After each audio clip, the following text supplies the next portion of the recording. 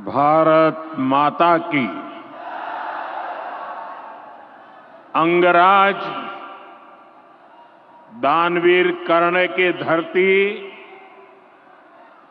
महर्षि मैही के तपस्थली, भगवान वासुपूज्य के पंच कल्याणक भूमि, विश्व प्रसिद्ध विक्रमशिला महाविहार, बाबा बूढ़ानाथ के पवित्र भूमि पे सब भाई बहन सैनिक के प्रणाम करे छिए।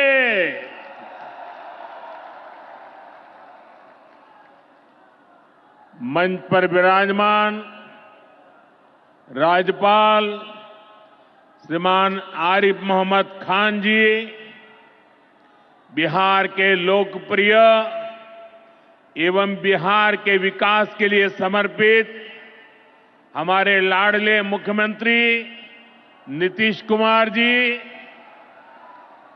केंद्रीय मंत्रिमंडल में मेरे सहयोगी शिवराज सिंह चौहान जी,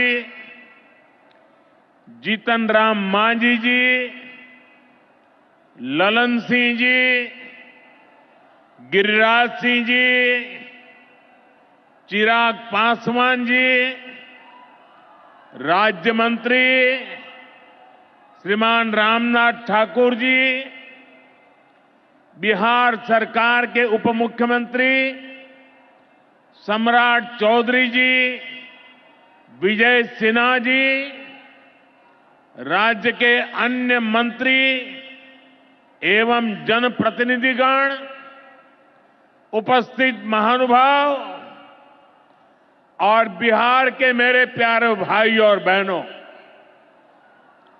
आज हमारे साथ देश के कोने कोने में कई मुख्यमंत्री, कई मंत्री और करोड़ों करोड़ों किसान भी आज इस कार्यक्रम में हमारे साथ जुड़े हुए हैं। मैं उन सबको भी आदरपूर्वक नमन करता हूं। साथियों, महाकुंभ के समय में मंदरांचल की इस धरती पर आना अपने आप में बड़ा सौभाग्य है। इस धरती में आस्था भी है, विरासत भी है और विकसित भारत का सामर्थ्य भी है। ये शहीद तिलका मांझी की धरती है, ये सिल्क सिटी भी है।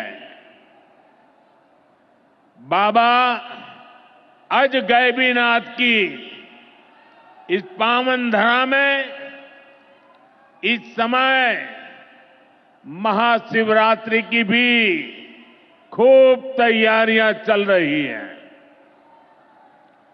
ऐसे पवित्र समय में मुझे पीएम किसान निधि की एक और किस्त देश के करोड़ों किसानों को भेजने का सौभाग्य मिला है। करीब 22,000 करोड़ रुपए एक क्लिक पर देश भर के किसानों के खाते में पहुंचे हैं। और जैसे ही अभी मैंने क्लिक दबाई, मैं देख रहा था यहां पर भी जो राज्यों के दृश्य दिख रहे थे, यहां भी कुछ लोगों की तरफ मेरी नजर गई। वो फटाफट अपने मोबाइल देख रहे थे कि पैसा आया कि नहीं आया, और तुरंत उनकी आंखों में चमक दिखाई देती थी। साथियों, आज जो किसान सम्मान निधि दी गई है, इसमें बिहार के भी 75 लाख से अधिक किसान परिवार है। बिहार के किसानों खाते में आज सीधे करीब 1600 करोड़ रुपए उनके खाते में पहुंच चुके हैं। मैं बिहार और देश के सभी किसान परिवारों को बहुत बहुत शुभकामनाएं देता हूं, बधाई देता हूं। साथियों, मैंने लाल किले से कहा है कि विकसित भारत के 4 मजबूत स्तंभ है। ये स्तंभ है गरीब, हमारे अन्नदाता किसान, हमारे नौजवान, हमारे युवा और हमारे देश की नारी शक्ति। एनडीए सरकार चाहे केंद्र में हो या फिर यहां नीतीश जी के नेतृत्व में चल रही सरकार हो, किसान कल्याण हमारी प्राथमिकता में है। बीते दशक में हमने किसानों की हर समस्या के समाधान के लिए पूरी शक्ति से काम किया है।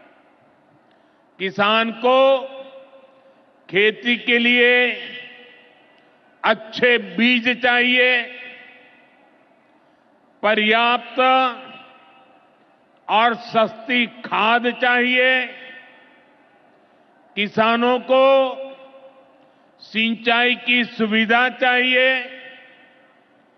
पशुओं का बीमारी से बचाव चाहिए और आपदा के समय नुकसान से सुरक्षा चाहिए। पहले इन सभी पहलुओं को लेकर किसान संकट से घिरा रहता था। जो लोग पशुओं का चारा खा सकते हैं, वो इन स्थितियों को कभी भी नहीं बदल सकते। एनडीए सरकार ने इस स्थिति को बदला है। बीते वर्षों में हमने सैकड़ों आधुनिक किस्म के बीज किसानों को दिए। पहले यूरिया के लिए किसान लाठी खाता था और यूरिया की कालाबाजारी होती थी। आज देखिए, किसानों को पर्याप्त खाद मिलती है। हमने तो कोरोना के महासंकट में भी किसानों को खाद की कमी नहीं होने दी। आप कल्पना कर सकते हैं कि अगर एनडीए सरकार न होती, क्या होता? साथियों, अगर एनडीए सरकार न होती तो आज भी हमारे किसान भाई बहनों को खाद के लिए लाठियां खानी पड़ती। आज भी बरौनी खाद कारखाना बंद पड़ा होता। दुनिया के अनेक देशों में खाद की बोरी जो 3,000 रुपये की मिल रही है, वो आज हम किसानों को 300 रुपये से भी कम में देते हैं। एनडीए सरकार न होती तो यूरिया की एक बोरी भी आपको 3,000 रुपये की मिलती। हमारी सरकार किसानों के बारे में सोचती है, उनकी भलाई के लिए काम करती है। इसलिए यूरिया और डीएपी का जो पैसा किसानों को खर्च करना था, वो केंद्र सरकार खुद खर्च कर रही है। बीते 10 साल में करीब 12 लाख करोड़ रुपए जो खाद खरीदने के लिए आपके जेब से जाने थे, वो बच गए। वो केंद्र सरकार ने बजट में से दिए हैं। यानी इतना सारा पैसा, 12 लाख करोड़ रुपया देश के करोड़ों किसानों की जेब में बचा है। साथियों, एनडीए सरकार न होती तो आपको पीएम किसान सम्मान निधि ये भी नहीं मिलती। इस योजना को शुरू हुए अभी करीब 6 साल हुए हैं। अभी तक लगभग 3,70,000 करोड़ रुपए सीधे किसानों के खाते में पहुंच चुके हैं। बीच में कोई बिचौलिया नहीं, कोई कटकी कंपनी नहीं। 1 रुपया दिल्ली से निकले 100 पैसा सीधा पहुंचता है। ये आप जैसे छोटे किसान हैं, जिनको पहले सरकार की योजनाओं का पूरा लाभ नहीं मिल पाता था। छोटे किसानों का हक भी बिचौलिए हड़प कर लेते थे। लेकिन ये मोदी है, ये नीतीश जी है, जो किसानों के हक का किसी को नहीं खाने देंगे। जब ये कांग्रेस वाले, जंगल राज वाले सरकार में थे, तो इन लोगों ने खेती का कुल जितना बजट रखा था, उससे कई गुना ज्यादा पैसा तो हम सीधे आप किसानों के बैंक खातों में भेज चुके हैं। ये काम कोई भ्रष्टाचारी नहीं कर सकता है।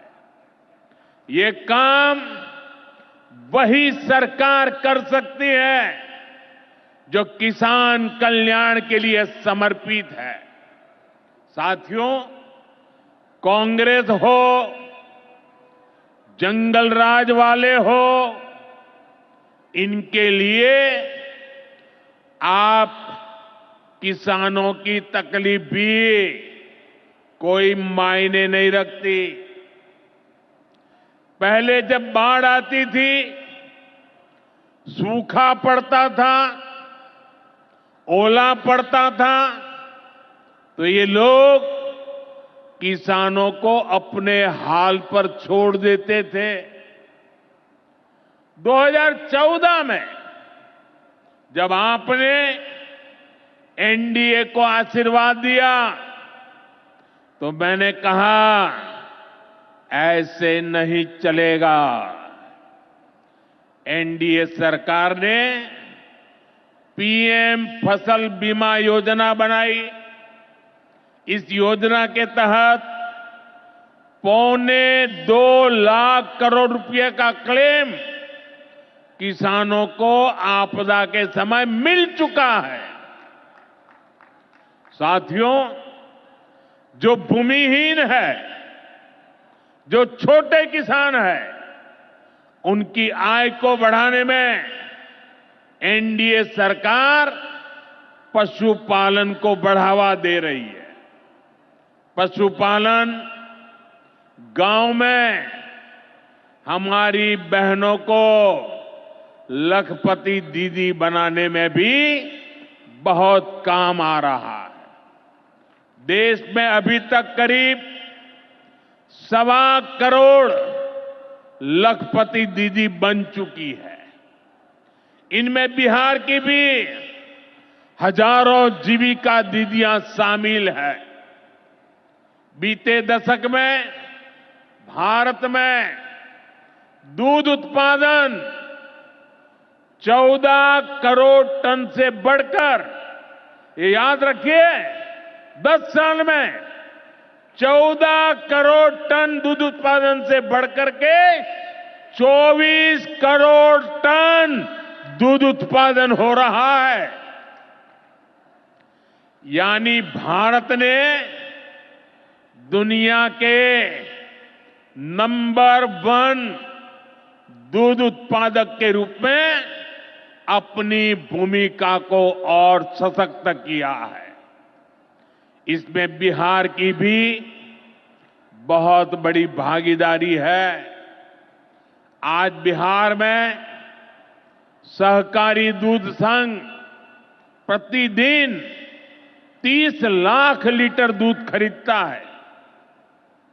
इसके कारण हर साल 3,000 करोड़ रुपए से अधिक बिहार के पशुपालकों, हमारी माताओं बहनों के खाते में पहुंच रहे हैं। साथियों, मुझे खुशी है कि डेयरी सेक्टर को बढ़ावा देने के हमारे प्रयासों को राजीव रंजन जी, हमारे ललन सिंह जी बहुत ही कुशलता के साथ आगे बढ़ा रहे हैं।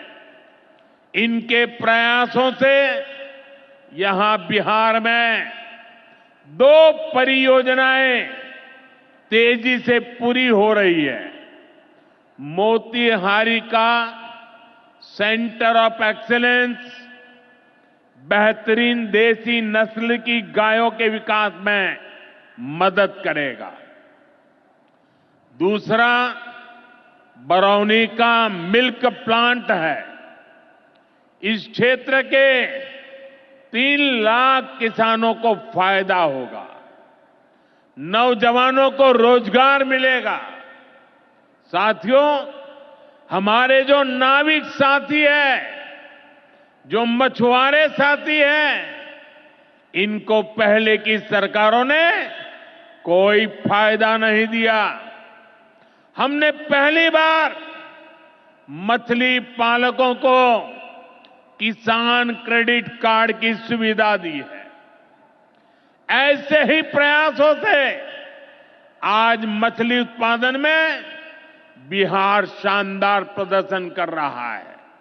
और अभी जैसे मुख्यमंत्री जी ने बताया, पहले मछली हम बाहर से लाते थे और आज मछली में बिहार आत्मनिर्भर बन गया है।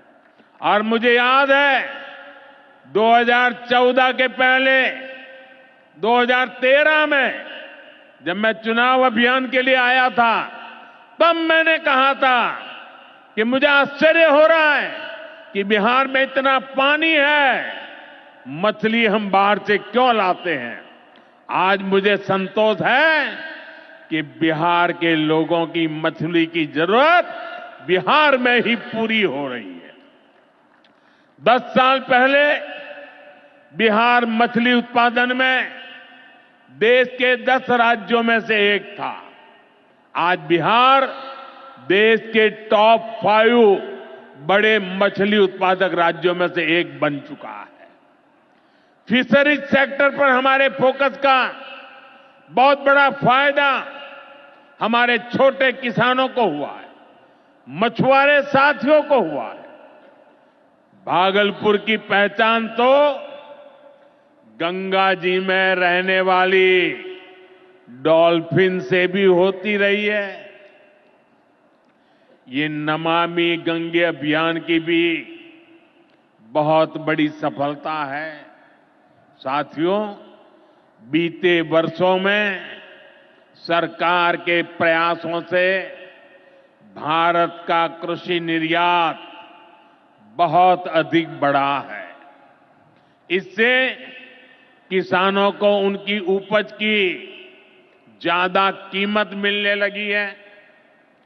कई कृषि उत्पाद ऐसे हैं जिनका पहली बार निर्यात शुरू हुआ है, एक्सपोर्ट हो रहा है।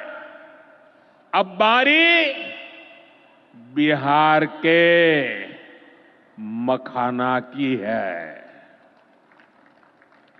मखाना आज देश के शहरों में सुबह के नाश्ते का प्रमुख अंग हो चुका है। मैं भी 365 दिन में से 300 दिन तो ऐसे होंगे कि मैं मखाना जरूर खाता हूं।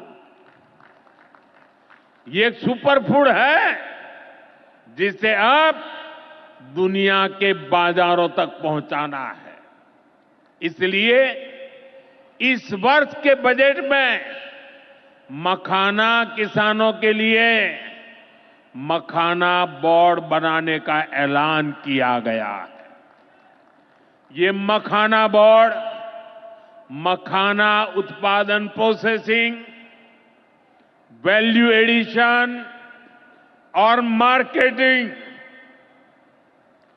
ऐसे हर पहलू में बिहार के मेरे किसानों की मदद करेगा। साथियों, बजट में बिहार के किसानों और नौजवानों के लिए एक और बड़ी घोषणा भी की गई है। पूर्वी भारत में फूड प्रोसेसिंग इंडस्ट्री को बढ़ावा देने के लिए बिहार एक बड़े केंद्र के रूप में उभरने वाला है। बिहार में national institute of food technology and entrepreneurship की स्थापना की जाएगी। यहां बिहार में कृषि के क्षेत्र में 3 नए सेंटर ऑफ एक्सेलेंस की भी स्थापित किए जाएंगे। इनमें से एक हमारे भागलपुर में ही स्थापित होगा। यह सेंटर आम की जर्दालू किस्म पर फोकस करेगा। 2 और केंद्र मुंगेर और बक्सर में बनाए जाएंगे, जो टमाटर, प्याज और आलू किसानों को मदद देंगे। यानी किसान हित के निर्णय लेने में हम कोई कसर बाकी नहीं छोड़ रहे। साथियों, आज भारत कपड़े का भी बहुत बड़ा निर्यातक बन रहा है। देश में कपड़ा उद्योग को बल देने के लिए अनेक कदम उठाए जा रहे हैं। भागलपुर में तो कहा जाता है कि यहां पेड़ भी सोना उगलते हैं। भागलपुरी सिल्क, टसर सिल्क पूरे हिंदुस्तान में मशहूर है। दुनिया के दूसरे देशों में भी टसर सिल्क की डिमांड लगातार बढ़ रही है। केंद्र सरकार रेशम उद्योग को बढ़ावा देने के लिए फैब्रिक और yarn dyeing unit, fabric printing unit, fabric processing unit ऐसे इंफ्रास्ट्रक्चर निर्माण पर बहुत जोर दे रही है। इससे भागलपुर के बुनकर साथियों को आधुनिक सुविधाएं मिलेगी और उनके उत्पाद दुनिया के कोने कोने में पहुंच पाएंगे। साथियों, बिहार की एक और बहुत बड़ी समस्या का समाधान एनडीए सरकार कर रही है। नदियों पर पर्याप्त पुल न होने के कारण बिहार को अनेक समस्याएं होती है। आपको आने जाने में दिक्कत ना हो, इसके लिए हम तेजी से काम कर रहे हैं। अनेकों पुल बनवा रहे हैं। यहां गंगा जी पर 4 लेन के पुल के निर्माण का भी तेजी से काम चल रहा है। इस पर 1100 करोड़ रुपए से ज्यादा खर्च किए जा रहे हैं। साथियों, बिहार में बाढ़ से भी बहुत नुकसान होता है। इसके लिए भी हमारी सरकार ने हजारों करोड़ रुपए के प्रोजेक्ट स्वीकृत किए हैं। इस वर्ष के बजट में तो पश्चिमी कोसी नहर ERM परियोजना के लिए मदद देने की घोषणा की गई है। इस परियोजना से मिथिलांचल क्षेत्र में 50,000 हेक्टेयर भूमि सिंचाई के दायरे में आएगी। इससे लाखों किसान परिवारों को लाभ होगा। साथियों, एनडीए सरकार किसानों की आय बढ़ाने के लिए अलग अलग स्तर पर काम कर रही है। भारत में उत्पादन बढ़े, दलहन और तिलहन में हम आत्मनिर्भर हो, यहां ज्यादा से ज्यादा फूड प्रोसेसिंग उद्योग लगे और हमारे किसानों के उत्पाद दुनिया भर तक पहुंचे। इसके लिए सरकार एक के बाद एक नए कदम उठा रही है। मेरा तो सपना है कि दुनिया की हर रसोई में भारत के किसान का उगाया कोई न कोई उत्पाद होना ही चाहिए। इस वर्ष के बजट ने भी इसी विजन को आगे बढ़ाया है। बजट में एक बहुत ही बड़ी पीएम धन धान्य योजना की घोषणा की गई है। इसके तहत देश के 100 ऐसे जिलों की पहचान की जाएगी जहां सबसे कम फसल उत्पादन होती है।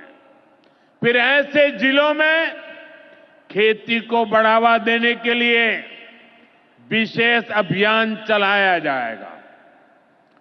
दलहन में आत्मनिर्भरता के लिए मिशन मोड पर काम किया जाएगा। किसान ज्यादा से ज्यादा दालें उगाए, इसके लिए किसानों को प्रोत्साहन मिलेगा। दालों की एमएसपी पर खरीद को और अधिक बढ़ाया जाएगा। साथियों, आज का दिन एक और वजह से बहुत खास है।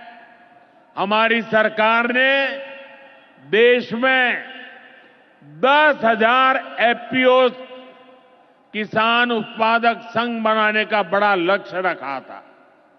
आज मुझे ये बताते हुए खुशी है कि देश ने इस लक्ष्य को प्राप्त कर लिया है। आज बिहार की भूमि 10,000वें एफपीओ के निर्माण की साक्षी बन रही है। मक्का, केला और धान पर काम करने वाला ये एफपीओ खगड़िया जिला में रजिस्टर हुआ है। एफपीओ सिर्फ एक संगठन नहीं होता, एक किसानों की आय बढ़ाने वाली अभूतपूर्व शक्ति है। एफपीओ की ये शक्ति छोटे छोटे किसानों को बाजार के बड़े लाभ सीधे उपलब्ध कराती है। एफपीओ के जरिए आज तमाम ऐसे अवसर हमारे किसान भाइयों बहनों को सीधे मिल रहे हैं जो पहले उपलब्ध नहीं थे। आज देश के करीब 30 लाख किसान एफपीओ से जुड़े हैं और बड़ी बात यह कि इसमें करीब 40% हमारी बहनें हैं। ये एफपीओ आज कृषि क्षेत्र में हजारों करोड़ रुपए का कारोबार करने लगे हैं। मैं सभी 10,000 एफपीओ के सदस्यों को भी बहुत बहुत बधाई देता हूं। साथियों, एनडीए सरकार बिहार के औद्योगिक विकास पर भी उतना ही बल दे रही है। बिहार सरकार भागलपुर में जो बहुत बड़ा बिजली कारखाना लगा रही है, उसको कोयले की भरपूर आपूर्ति की जाएगी। इसके लिए केंद्र सरकार ने कोल लिंकेज को स्वीकृति दे दी है। मुझे पूरा भरोसा है यहां पैदा होने वाली बिजली बिहार के विकास को नई ऊर्जा देगी। इससे बिहार के नौजवानों को रोजगार के नए अवसर मिलेंगे। साथियों, पूर्वोदय से ही विकसित भारत का उदय होगा और हमारा बिहार पूर्वी भारत का सबसे अहम स्तंभ है। बिहार भारत की सांस्कृतिक विरासत का प्रतीक है। कांग्रेस आरजेडी के लंबे कुशासन ने बिहार को बर्बाद किया, बिहार को बदनाम किया। लेकिन अब विकसित भारत में बिहार का वही स्थान होगा जो प्राचीन समृद्ध भारत में पाटलिपुत्र का था। इसके लिए हम सभी मिलकर निरंतर प्रयास कर रहे हैं। बिहार में आधुनिक कनेक्टिविटी के लिए, सड़कों के नेटवर्क के लिए, जन कल्याण की योजनाओं के लिए एनडीए सरकार प्रतिबद्ध होकर काम कर रही है। मुंगेर से भागलपुर होते हुए मिर्जा चौकी तक करीब 5,000 करोड़ रुपए की लागत से नया हाईवे भी बनाने का काम शुरू हो रहा है। भागलपुर से औंसडीहा तक 4 लेन सड़क को चौड़ा करने का काम भी शुरू होने जा रहा है। भारत सरकार ने विक्रमशिला से कटारिया तक नई रेल लाइन और रेल पुल को भी स्वीकृति दे दी है। साथियों, हमारा ये भागलपुर सांस्कृतिक और ऐतिहासिक रूप से बहुत महत्वपूर्ण रहा है। विक्रमशिला विश्वविद्यालय के कालखंड में ये वैश्विक ज्ञान का केंद्र हुआ करता था। हम नालंदा विश्वविद्यालय के प्राचीन गौरव को आधुनिक भारत से जोड़ने का काम शुरू कर चुके हैं। नालंदा विश्वविद्यालय के बाद अब विक्रमशिला में भी सेंट्रल यूनिवर्सिटी बनाई जा रही है। जल्द ही केंद्र सरकार इस पर काम शुरू करने वाली है। मैं नीतीश जी, विजय जी, सम्राट जी सहित बिहार सरकार की पूरी टीम को बधाई देता हूं। आप इस प्रोजेक्ट से जुड़ी जरूरतों को पूरा करने में तेजी से जुटे हैं। साथियों, एनडीए सरकार भारत की गौरवशाली विरासत के संरक्षण और वैभवशाली भविष्य के निर्माण के लिए एक साथ काम कर रही है। लेकिन ये जो जंगल राज वाले हैं, इनको हमारी धरोहर से, हमारी आस्था से नफरत है। इस समय प्रयागराज में एकता का महाकुंभ चल रहा है। ये भारत की आस्था का, भारत की एकता और समरसता का सबसे बड़ा महोत्सव है। पूरे यूरोप की जितनी जनसंख्या है, उससे भी ज्यादा लोग अब तक एकता के इस महाकुंभ में डुबकी लगा चुके हैं, स्नान कर चुके हैं। बिहार से भी गांव-गांव से श्रद्धालु एकता के इस महाकुंभ होकर आ रहे हैं। लेकिन ये जंगल राज वाले महाकुंभ को ही गाली दे रहे हैं। महाकुंभ को लेकर भद्दी भद्दी बातें कर रहे हैं। राम मंदिर से चिढ़ने वाले लोग महाकुंभ को भी कोसने का कोई मौका नहीं छोड़ रहे हैं। मैं जानता हूं, महाकुंभ को गाली देने वाले ऐसे लोगों को बिहार कभी भी माफ नहीं करेगा। साथियों, बिहार को समृद्धि के नए पथ पर ले जाने के लिए हम दिन रात ऐसे ही मेहनत करते रहेंगे। एक बार फिर देश के किसानों को और बिहार वासियों को बहुत बहुत बधाई। मेरे साथ बोले, भारत माता की, भारत माता की। बहुत बहुत धन्यवाद।